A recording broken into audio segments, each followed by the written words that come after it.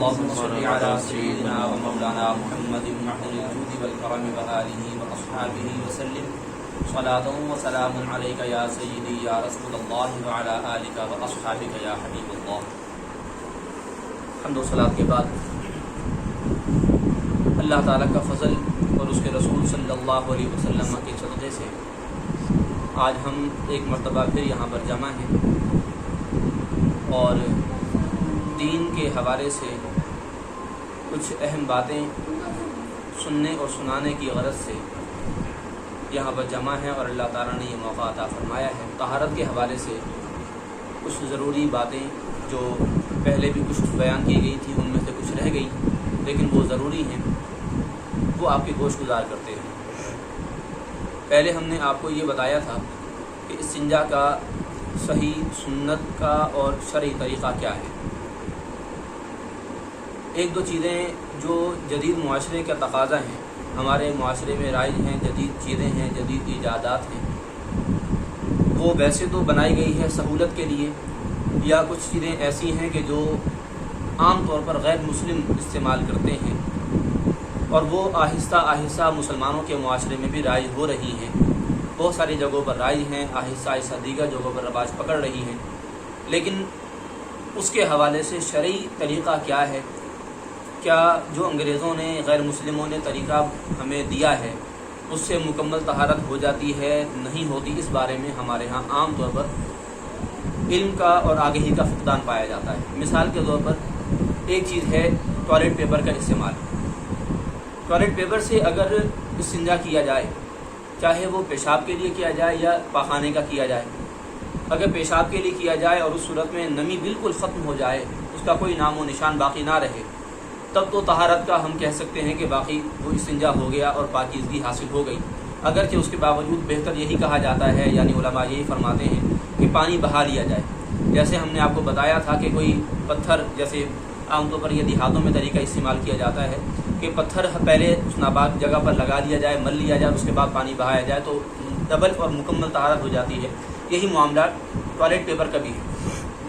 لیکن پاخانے کے اندر ہمارے ہاں جو ہے یہ اس حوالے سے شعور نہیں ہوتا کہ پاخانہ تو اس سے صاف کر لیا جاتا ہے، لیکن چونکہ بہرحال وہ نجاست کو بالکل ختم نہیں کرتا، بالکل مٹاتا نہیں ہے، صرف جو غلاظت ہے اس جگہ سے اس کو ہٹا لیتا ہے، لیکن بہرحال اس کے جو اثرات ہیں، اس کے ذرات ہیں، نشانات، وہ اپنی جگہ پر رہ جاتے ہیں اور وہ ناپاکی بدستور باقی ہے.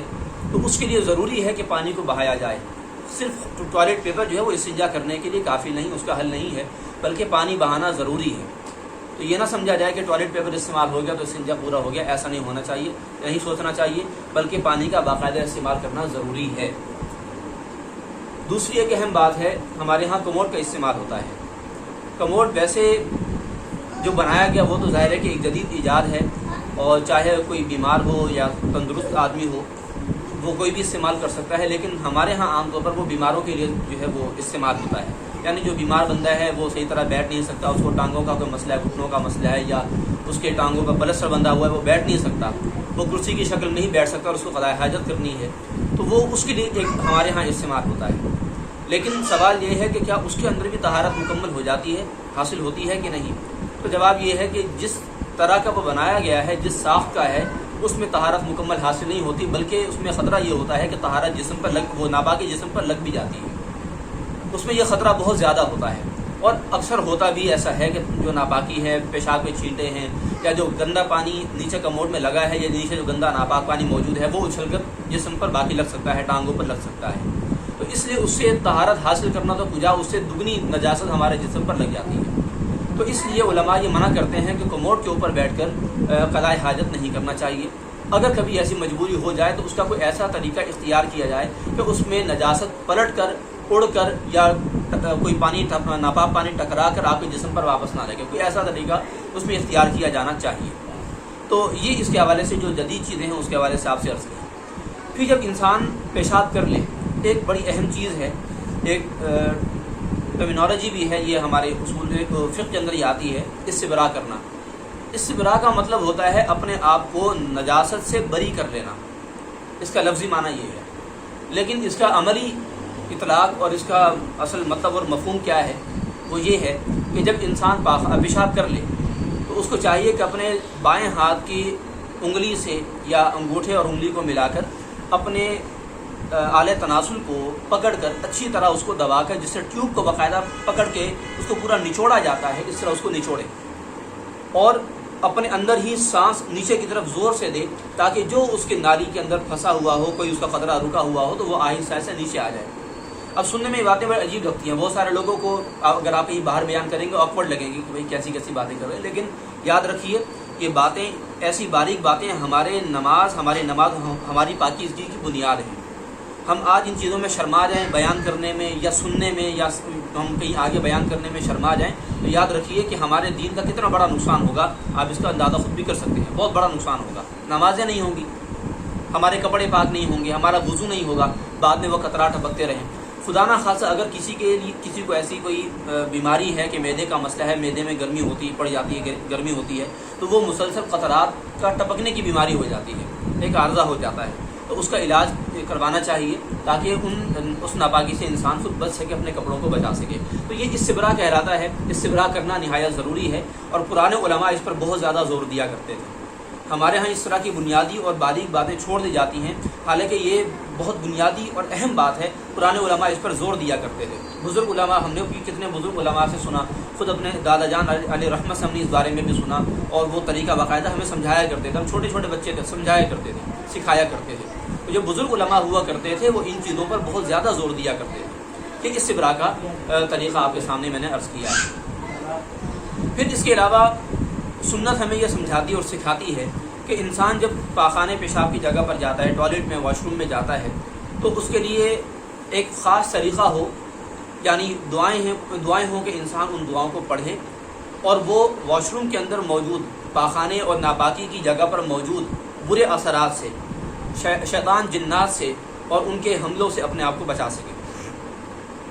آپ علیہ الصلوۃ والسلام، ترمذی شریف کی حدیث ہے کہ جب انسان واش روم میں جائے، قضاء حاجت کے لیے جائے، تو وہ دعا پڑھ لے، اور دعا کیا ہے؟ آپ علیہ الصلوۃ والسلام نے فرمایا وہ یہ دعا پڑھے کہ اللہم انی اعوذ بک من الخبث والخبائث، اور ایک روایت میں ہے اللہم انی اعوذ بک من الخبث والخبائث، یعنی خبث میں با کے سکون، جزم اور اس کے پیش کا فرق ہے، ایک روایت میں پیش کے ساتھ اور ایک روایت میں جزم کے ساتھ ہے، دونوں طرح معنی درست بنتا ہے کیونکہ حدیث شریف میں ہے۔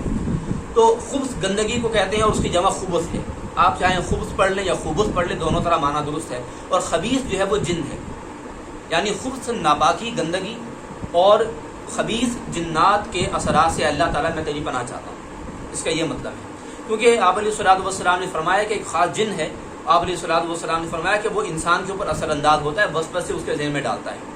پھر اسی طرح یہ بھی ضروری ہے کہ جب ہم استنجا خانے میں ہوں، واش روم میں ہوں، تو اپنے آپ کو حتی الامکان پیشاب کے چھینٹوں سے بچائیں، پیشاب کے چھینٹوں سے اپنے آپ کو بچانا بھی ضروری ہے۔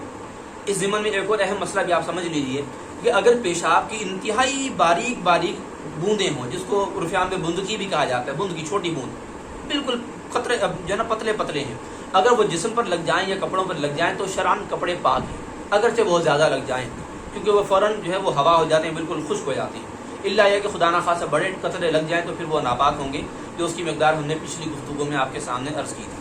تو اگر اتنی مقدار ہوگی تو ناپاک ہوگی، اس کو پاک کرنا ضروری، لیکن اگر بالکل باریک ہے کہ وہ لگتا ہی وہ سوکھ جائے گا تو اس میں شرعاً کوئی حرج نہیں، لیکن اگر کوئی احتیاط کرتے ہوئے اس جگہ کو دھوتا ہے، اتنے کپڑے کو یا جسم پر لگ گیا تو اتنے جسم کو دھوتا ہے، تو یہ اس کے لیے بہت ہی اچھا اور تقوی کی علامت ہے، کوئی اس چیز کو لازماً اختیار کرے۔ اور اگر کوئی خدا نہ خاصہ اس بات کی پرواہ نہیں کرتا تو اس کے لیے پھر وعید ہے۔ آپ علیہ الصلوۃ والسلام ایک مرتبہ کہیں تشریف لے کر جا رہے تھے، چند ایک صحابہ کرام بھی آپ علیہ الصلوۃ والسلام کے ہمراہ تھے، تو راستے میں 2 قبریں آئیں، تو آپ علیہ الصلوۃ والسلام وہاں پر رک گئے، اور آپ علیہ الصلوۃ والسلام نے اپنے ساتھ موجود کسی صحابی سے فرمایا کہ جاؤ اور وہ ٹہنی لے کر آؤ۔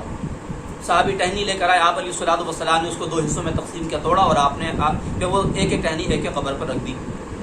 پھر اس کے بعد آپ علیہ الصلوۃ والسلام نے ان صحابہ سے پوچھا کہ تم جانتے ہو کہ میں نے ایسا کیوں کیا؟ عرض کیا رسول اللہ آپ فرمائیں۔ تو آپ علیہ الصلوۃ والسلام نے فرمایا ان میں سے ایک تو وہ ہے کہ جو پیشاب کے قطروں سے اپنے آپ کو بچاتا نہیں تھا، اللہ تعالیٰ کی طرف سے اس کے اوپر عذاب ہو رہا تھا۔ الفاظ اس کے یہ ہیں کہ ان کو کسی بڑی بات میں عذاب نہیں ہو رہا، ان میں سے ایک جو ہے وہ پیشاب کے قطروں سے نہیں بچتا تھا اور دوسرا بندہ چولیاں کھاتا تھا۔ آپ علیہ السلام نے جو یہ فرمایا تھا کہ یہ کوئی بڑی بات نہیں، اس کا مطلب یہ ہے کہ ان سے بچنا انسان کے لیے کوئی مشکل بات نہیں ہے، اختیار میں ہے، ہر کوئی بچ سکتا ہے، اپنے آپ کو بچائے گندگی سے۔ جو چغلی ہے وہ روحانی ناپاکی ہے، پیشاب کے قطرے یہ ظاہری ناپاکی ہے۔ تو ان دونوں چیزوں سے بچانا آپ علیہ الصلوۃ والسلام نے ہمارے لیے لازم فرمایا، اور آپ علیہ السلام نے پھر فرمایا کہ جب تک یہ ٹہنیاں تر رہیں گی اللہ تعالیٰ کی طرف سے ان کے اوپر عذاب میں تخفیف رہے گی، عذاب ان کے اوپر ہلکا ہو جائے گا یا پھر ہوگا ہی نہیں جب تک یہ ٹہنیاں تر ہیں۔ تو برادران گرامی، یہ انتہائی اہم بات ہے کہ اپنے آپ کو پیشاب کے چھینٹوں سے بھی انسان بچائے اپنے آپ کو۔ اس کے چھینٹے لگنا، اگر انسان اس کی پرواہ نہ کرے تو پھر وہ اسی زمرے میں ہے کہ وہ اپنے آپ کو جان بوجھ کر گندگی کے اندر ڈھکیل رہا ہے، یا گندگی کو اپنے اوپر لگنے کی دعوت ایک طرح سے دے رہا ہے، یہ اسی زمرے میں آئے گا۔ لہٰذا اس چیز سے بچنا بھی ضروری ہے۔ جتنا کپڑا ہٹانا ضروری ہے قضاء حاجت کے وقت اتنا ہی ہٹایا جائے، اس سے زیادہ نہ ہٹایا جائے۔ یہ واش روم کے یعنی پخانہ کرنے کے آداب میں سے ہے۔ جتنا کپڑا ہٹنے کی ضرورت ہے اتنا ہی ہٹایا جائے، گندگی میں از خود نہ دیکھا جائے۔ اس سے علماء نے فرمایا کہ اس سے حافظے کے اوپر فرق پڑتا ہے۔ یاد رکھیے، جو عقل ہے یہ در حقیقت نور ہے، اور نور صاف ستھرا، صفائی ستھرائی ہے، شفافیت ہے، صفائی ہے۔ تو صفائی کے اندر آپ سمجھ لیجئے کہ جب ایک گندگی آ جائے گی، کوئی گندی چیز آ جائے گی تو وہ صفائی نہیں رہے گی۔ دودھ کا پورا برتن رکھا ہوا ہو تو ذرا سے کوئی ناپاکی اندر چلی جائے، آپ اس پورے برتن کو آپ استعمال نہیں کرنا چاہیں گے، آپ اس کو پورا کا پورا دودھ آپ ضائع کریں گے۔ یہی حال عقل کا بھی ہے۔ اور یہ جو ناپاکیاں ہوتی ہیں، ناپاکیاں بھی طرح طرح کی ہیں، گناہوں کی ناپاکیاں بھی ہوتی ہیں، ظاہری ناپاکیاں بھی ہوتی ہیں۔ تو اگر انسان کے ذہن میں یہ چیزیں سرایت کر جائیں تو پھر انسان کے ذہن میں وسوسے آنا شروع ہو جاتے ہیں۔ پھر ہمارے یہاں وہ جو مسئلے پوچھتے ہیں کہ جی ہمیں نماز میں بڑے وسوسے آتے ہیں، ہماری نماز ہوئی یا نہیں ہوئی، یا وسوسے کا علاج کیا ہے؟ تو یاد رکھیے وسوسے کا ایک علاج یہ بھی ہے کہ ہم بلا وجہ خام خواہ نجاستوں کے اندر نہ دیکھیں، نجاستوں کی طرف آنکھیں نہ کریں۔ اسی طرح ہم جب قضاء حاجت کر رہے ہوں تو ایسی صورت میں ہم اپنے دماغ کو کسی سوچ میں غرق نہ کریں، یعنی ہم کسی خیال میں خام خواہ ڈوبے نہیں۔ اس سے حافظے کے اوپر فرق پڑتا ہے، انسان کی یادداشت کمزور ہوتی ہے۔ یاد رکھیے، یہ ناپاکی کی جگہ اور ناپاکی کی چیز، کہ دونوں چیزیں انسان کی طبیعت پر، انسان کی روحانیت پر، انسان کے دماغ پر اور انسان کی یادداشت پر اثر انداز ہوتی ہیں۔ ان چیزوں سے بچنا ضروری ہے۔ واش روم میں ہے، اذان ہو گئی، پہلی بات تو یہ کہ اگر یہ امکان ہو کہ میں ابھی جاؤں گا تو اذان ہو سکتی ہے، اذان ہو جائے گی، اذان کے وقت قریب ہے، تو بہتر یہ ہے کہ نہ جایا جائے۔ اور اگر چلے گئے، بے دھیانی میں چلے گئے یا زیادہ شدت سے حاجت تھی چلے گئے اور اذان شروع ہو گئی، تو کلمات کا جواب دینا ضروری نہیں ہے۔ حتیٰ کہ اگر سرکار علیہ الصلوۃ والسلام کا نام نامی بھی آ جائے، اشہد ان محمد رسول اللہ صلی اللہ علیہ وسلم بھی مؤذن پکارے، تب بھی اس کا جواب دینا ضروری نہیں۔ ہاں، اگر کوئی دل کے اندر بغیر زبان کے ہلائے جواب دے سکتا ہے، کوئی بات نہیں، اس میں شرعاً کوئی حرج نہیں ہے۔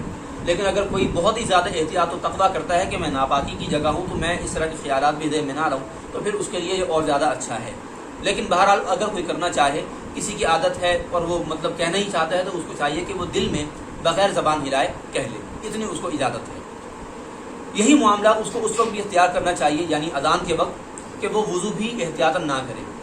اس کی وجہ یہ ہے کہ وضو کے وقت کی بھی کچھ دعائیں ہیں، وضو کے وقت کے بھی کچھ آداب ہیں، تو انسان کو چاہیے کہ وہ جب وضو کر رہا ہوگا تو ظاہر ہے کہ اذان کی طرف توجہ اس کی جائے گی، اذان کا جواب بھی اس کو دینا ہے، تو وضو کے اندر خلل بھی آئے گا، پانی کا اسراف بھی ہوگا۔ اگر اس کو دعائیں پڑھنے کی عادت ہے وضو کے مختلف افعال پر، تو وہ دعائیں پڑھ نہیں پائے گا یا دعائیں پڑھنے میں مشغول ہوگا، تو اذان کی یک گونا بے حرمتی ہو جائے گی۔ اس کو بے حرمتی کہا نہیں جائے گا، میں نے یک گونا اسی لیے عرض کیا کہ بے حرمتی کی مثل ہو جائے گا یہ، کہ اذان کو آپ نے چھوڑ دیا۔ اذان کا جواب دینا ایک قول کے مطابق واجب بھی ہے، ایک قول کے مطابق واجب اور ایک قول کے مطابق مستحب ہے۔ بہرحال تو یہ ہم نے آپ کے سامنے کچھ احتیاط بتائی ہیں اور آداب اس کے عرض کیے ہیں کہ جب انسان نجاست کے لیے جائے گا، استنجا کے لیے جائے گا اور قضاء حاجت کے لیے جائے گا، تو اس موقع کے کیا کیا آداب ہیں، کیا اس کے طریقے ہیں، سنت ہمیں اس بارے میں کیا بتاتی ہے، اور اس کے ساتھ کچھ دیگر ضمنی مسائل بھی آپ کے سامنے عرض کیے ہیں۔ اللہ تعالیٰ سے دعا ہے کہ جو کچھ باتیں ہم نے آپ کے سامنے عرض کی ہیں، ہم سب کو، مجھ سمیت ہم سب کو اللہ تعالیٰ ان پر مکمل عمل کرنے کی توفیق عطا فرمائے۔ اللہ تعالیٰ ہماری روحانیت میں اضافہ فرمائے اور حفاظت فرمائے، ہمارا جینا اسلام پر، خاتمہ ایمان پر فرمائے۔ وما توفیقی الا باللہ، علیہ توکلت و الیہ انیب۔